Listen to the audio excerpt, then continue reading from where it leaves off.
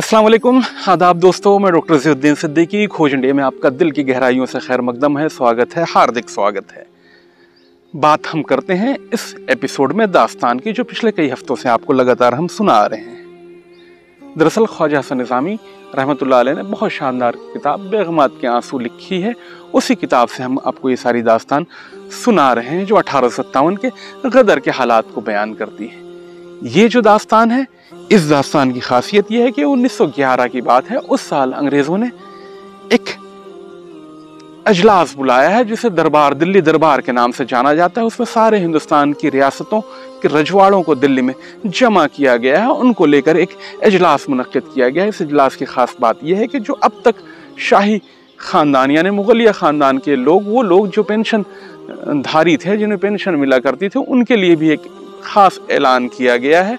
अखबारों में छपा है कि उनको भी 1000 रुपये का बोनस दिया जाएगा। दरअसल इस खबर को लेकर एक अजीब सी खुशी भी है, एक अजीब सी बेचैनी भी है मुगल परिवार के पेंशन धारी परिवारों में।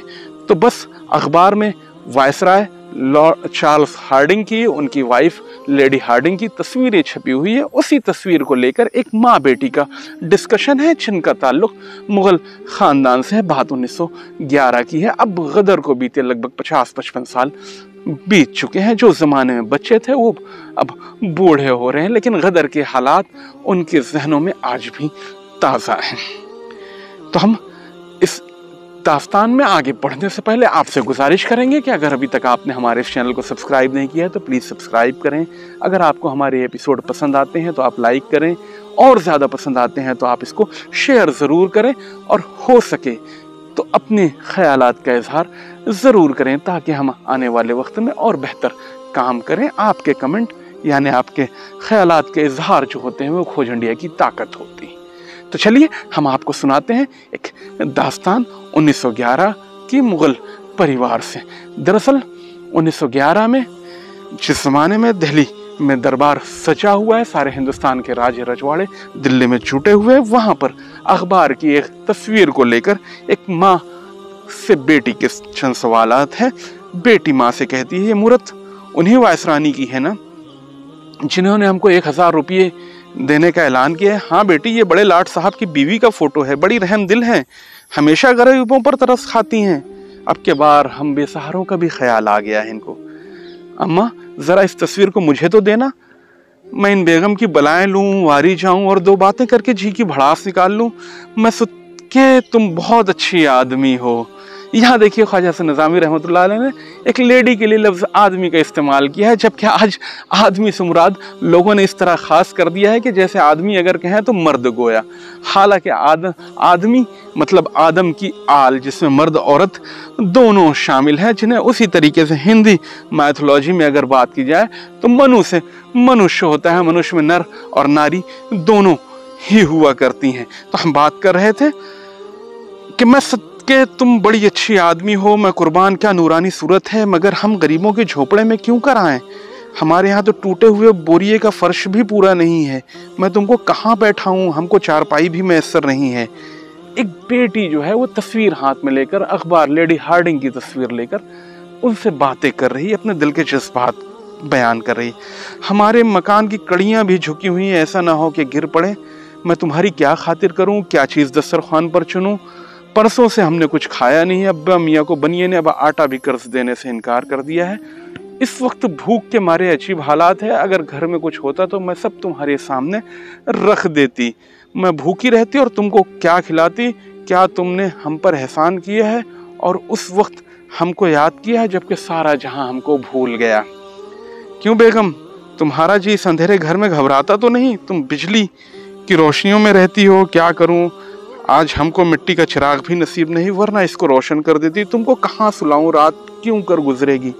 हमारे पास फकत 2 फटे हुए कंबल हैं, एक अब्बा मियाँ ओढ़ते हैं और एक में अम्मा मियाँ मुझको भी साथ में सुला लेती हैं।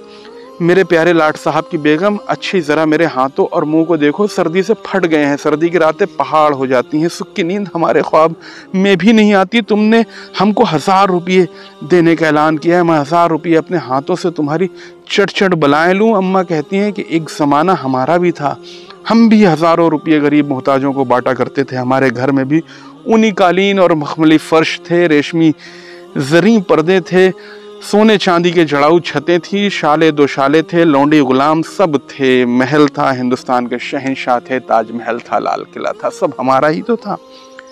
हमारे सामने भी गर्दनें झुकी रहती थी, राजा महाराजा इशारे के मुंतजिर रहते थे। हमारे घरों में भी काफूरी शम्माएं रोशन होती थी।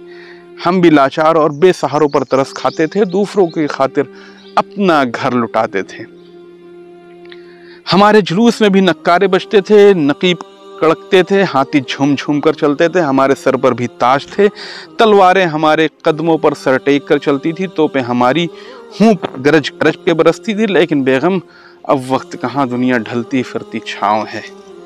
खुदा ने हमको नेमत दी, जब तक इसके काबिल रहे नेमत पास रही, और जब हमारे अमल खराब हुए, ऐशो इशरत में पड़ गए, मुल्क से बेखबर हो गए, मजलूमों भूल गए, जालिमों की चर्ब जबानों पर भूल गए, खुदा ने वो दौलत छीन ली और दूसरों को दे दी। हमको इसमें से कोई शिकवा भी नहीं, जैसी करनी वैसी भरनी। एक बेटी तस्वीर से बात कर रही है। हाँ, तुम मेरी माँ के बराबर, बल्कि उनसे भी बड़ी हो। तुमसे ना कहूँ तो किससे कहूँ, यहाँ भी ना बोलूँ तो कहाँ ज़बान खोलूँ। खुदा ने तुमको हम सब का रखवाला बनाया है। देखो तो हम भूखे हैं, प्यासे हैं, भूख सता रही है, प्यास सता रही है, हमारे अलबेले दिन खाक में मिलाती है। मेरी उम्र ऐसी थी कि चेहरा लाल होता था, मगर फाकों ने जर्द कर दिया है। हमारे घर में इतनी खुशी भी नहीं आती, हमको उन दिनों में पेट भर के रोटी भी नहीं मिलती। हम उस दिन भी टूटी हुई जूतियाँ और पेवंद लगे हुए कपड़े पहनते हैं, जिस दिन सारी दुनिया अपनी अपनी हैसियत के हिसाब से नई जूतियाँ, नए कपड़े पहनती। हमको बरसात के टपके खटके रात दिन रुलाते हैं, हमको सर्दी जलाने आती है, हम पर गर्मियाँ क़यामत ढाती हैं। दिल्ली शहर के कुत्ते भी भरपेट खाकर सो जाते हैं, कौवे शिकम सैर होकर घोंसलों में जाते हैं, चिड़ियों तक के वास्ते पक्की छतों के घरों हैं, गिलहरियाँ भी शानदार मकानों में रहती हैं। मगर तैमूरी बादशाह की औलाद, शाहजहाँ की औलाद, अकबर की औलाद, जिन्होंने इस शहर को फतह किया, इस शहर को बनाया, इस शहर को बसाया, हिंदुस्तान को रचाया और बनाया, आधी रोटी के टुकड़े के मोहताज हैं, दर बदर भटकते हैं। इनको कोई रात बेफिक्री की नसीब नहीं होती। जिनके बाप दादा ने लाल किला बनाया था, उनको टूटा हुआ झोपड़ा भी मैसर नहीं। बेगम, तुमने देखा होगा दिल्ली शहर में एक जामा मस्जिद है, जिसको हमारे दादा शाहजहां ने बनाया था। दूर दूर की खिलकत इसको देखने आती है, मगर इसको कोई नहीं देखता कि मस्जिद की सीढ़ियों के सामने फटे हुए बुरके के अंदर नातों बच्चों को गोद में लिए, पेवंद लगा पाजामा और गठी हुई कने लगी जूती पहने कौन औरत भीख मांगती है। बेगम, ये गरीब दुखिया बेवा शहजादी है, जिसका कोई वारिस नहीं रहा। तुम यकीन करना मेरी रहम दिल वायसरानी, तुम यकीन करना, इसी के बाद शाहजहां ने ये मस्जिद बनवाई थी। आप पेट के लिए भीख के टुकड़े टुकड़े जमा करके रही है, ताकि ज़िंदगी की मस्जिद आबाद कर सके। मुझे शर्म आती है, मैं तुमसे क्यों कर कहूँ, ये 1000 रुपये बहुत थोड़े हैं। मरहम, एक छोटे हुए मरहम लगे हुए फाये से क्या होगा, हमारे तो पूरे जिस्म में ज़ख्म ही ज़ख्म है। तुम्हारी नई दिल्ली की खैर, जिनकी सड़कों में लाखों रुपया खर्च हो रहा है, तुम्हारी नई इमारतों की खैर, जिनके वास्ते करोड़ों रुपये की मंजूरी है, तुम्हारे इस नए ख्याल की खैर, जिसकी बदौलत दिल्ली की पुरानी इमारतों की मरम्मत हो रही है और बेशुमार रुपया इसमें खर्च किया जा रहा है। हमारे पेट की नामुराद सड़कों की भी मरम्मत करवा दो, हमारे टूटे हुए दिलों पे भी इमारतें चुनवा दो। हम भी पुराने ज़माने की निशानियाँ हैं, हमको भी ज़िंदा आसार कदीम में लोग समझते हैं, हमको भी सहारा दो। मिटने से बचाओ, खुदा तुमको सहारा देगा और बचाएगा। ये कहते कहते दुखिया शहजादी चौंकी, आंसुओं से लबरेज आँखों को दोनों हाथों से मला और कहा, मैं भी क्या दीवानी हूँ, तस्वीर से बातें करती हूँ, कागजी बुत के आगे मुरादें मानती हूँ, मगर शायद किसी खुदा के बंदे के कान तक ये दीवानेपन की बातें पहुँच जाए और वो अंग्रेज़ी میں ترجمہ کر کے خدا ترس ہارڈنگ بیگم کو سنا دے اور ان کی ملکہ سے کہے کہ آل شاہ جہاں کی حفاظت کے لیے بھی نئی دلی کی دیگر منظوریوں کے ساتھ کوئی شاندار اور مصیبت شکن منظوری ہونا چاہیے۔ یعنی 1911 کی جو بات ہو رہی ہے، اس زمانے میں دلی کو ایک نئی دلی کے نام سے ایک شہر جو ڈیولپ کیا جا رہا تھا، لوٹینس جو اس وقت کے آرکیٹیکٹ تھے، انڈیا گیٹ سے لے کر آج کا سنسد بھون اور یہ راشٹرپتی بھون، آپ کیناٹ پلیس کا سارا علاقہ جو ہے یہ بسانے کی تیاریاں چل رہی تھی، اسی کو لے کر ایک شاہ جہاں کی آل، اکبر کی آل، آل تیمور جو ہے ایک شکایتی باتیں کر رہی ہیں۔ جس ننھی شہزادی کا یہ خیال ہے، دراصل اس کی ماں غدر کے زمانے میں بڑی اس کی ماں کے اوپر بپت پڑی ہوئی تھی، اس لیے وہ سچا اور اصلی واقعہ بھی یہاں درج کیا جاتا ہے۔ وہ کہتی ہیں غدر میں میری عمر 7 برس کی تھی، اماں مجھ کو 3 برس کا چھوڑ کر مر گئی تھی، ابا کے پاس رہتی تھی۔ 14 برس کا میرا بھائی جمشید شاہ نام تھا، مگر ہاتھ پاؤں کے اٹھان سے 20 برس کا معلوم پڑتا تھا۔ ابا جان نابینا ہو گئے تھے اور ہمیشہ گھر میں بیٹھے رہتے تھے۔ دیوڑی پر 4 نوکر اور 1 داروگا، گھر میں 3 باندیاں اور 1 مغلانی کام کرتی تھی۔ حضرت بہادر شاہ ہمارے رشتے کے دادا ہوتے تھے اور ہمارا سب خرچ شاہی خزانے سے آتا تھا۔ ہمارے گھر میں 1 بکری پلی ہوئی تھی۔ ایک دن میں نے اس کے بچے کو ستانا، بکری نے بگڑ کر میری ٹکر مار دی۔ میں نے غصے میں دست پناہ گرم کر کے بکری کے بچے کی آنکھ پھوڑ ڈالی، وہ بچہ تڑپ تڑپ کر مر گیا۔ بچپن کے حالات بیان کر رہی ہے، بچے جو شرارت ہوتی ہے۔ دست پناہ کا لفظ یہاں پر خواجہ حسن نظامی نے استعمال کیا ہے، جسے ہم زمانے میں چمٹا کہیں گے۔ چمٹا جس سے روٹیاں سیکتے ہیں، توا ہٹاتے ہیں، وہ چمٹا۔ اس کو گرم کر کے بکری کے بچے کی اس بچی نے آنکھ پھوڑ دی۔ کچھ دن کے بعد غدر پڑا۔ بادشاہ کے نکلنے کے بعد ہم بھی ابا کے ساتھ شہر سے نکلے، پالکی میں سوار تھے۔ جمشید بھائی گھوڑے پر ساتھ ساتھ تھے۔ دلی دروازے سے نکلتے ہی فوج والوں نے پالکی کو پکڑ لی، بھائی کو گرفتار کرنا چاہا، انہوں نے تلوار چلائی، 1 افسر کو زخمی کیا، آخر زخموں سے چور چور ہو کر گر پڑے۔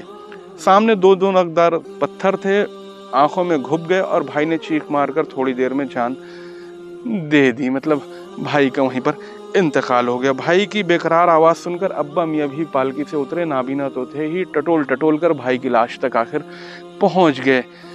کچھ دکھائی نہیں دیتا تھا، انہوں نے اپنے سر کو وہیں پر پٹکا اور اتفاق سے ان کا سر بھی ایک نوکیلے پتھر سے ٹکرا گیا، جس سے ابا کا بھی وہیں پر انتقال ہو گیا۔ اس کے بعد فوج والوں نے ہمارا سب سامان لے لیا اور مجھ کو بھی پکڑ لیا۔ چلتے وقت بھائی اور باپ کی لاش سے چمٹ کر خوب روئی اور ان کو بے غور و کفن چھوڑ کر مجبوراً فوج کے ساتھ چلی گئی۔ ایک دیسی سپاہی افسر نے مجھے ان سے مانگ لیا اور اپنے گھر مجھ کو لے گیا، جو پٹیالہ ریاست میں تھا۔ اس سپاہی کی بیوی بڑی بدمزاج تھی، وہ مجھ سے برتن منجواتی، مسالے پسواتی، جھاڑو دلواتی اور رات کو پاؤں بھی بہت دبواتی۔ شروع میں ایک رات دن بھر کی محنت سے تھک گئی تھی، پاؤں دبانے میں اونگ آئی تو اس جلاد نے دست پناہ گرم کر کے میری بھاؤں پر رکھ دیا۔ دست پناہ مطلب چمٹا گرم کر کے میری بھاؤں پر رکھ دیا، جس سے میری پلکیں جھلس گئی اور بھاؤں کی چربی تک نکل آئی۔ میں نے ابا کو پکارنا شروع کیا، کیونکہ مجھے اتنی سمجھ نہ تھی کہ مرنے کے بعد کوئی نہیں آیا کرتا۔ جب ابا نے جواب نہ دیا تو میں اس عورت کے ڈر کے مارے سے چپ ہو گئی، لیکن بولی کہ پاؤں دبا زخموں کی تکلیف میں مجھ کو نیند نہیں آتی تھی اور پیر بھی نہ دب سکتے تھے، مگر قہر درویش برجان درویش، فارسی کی کہاوت ہے۔